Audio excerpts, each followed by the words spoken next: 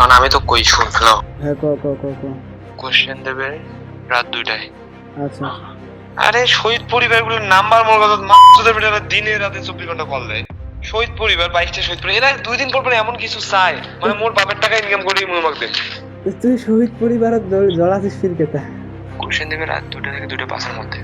এখন তুই দর্শকদেরকে কাটিয়ে দিবি কথা বুঝছিস যে তোমরা কয়জন মিলে না নেন এটা যদি কখনো ফ্লাশ হয়েছে তাহলে আমার পেছন আমার মাইর খাবে ওরা কথা বোঝা যাচ্ছে না এখন তুই যাক দিচ্ছিস তার কি ভরসা পাওয়া যায় যে এক দিলে দিবে তাহলে দি হুদায় আউল ফাউল আলাপ করিস না তোক মুই দায়িত্ব দিই মুই তোর কাছ থেকে বুঝে নেব।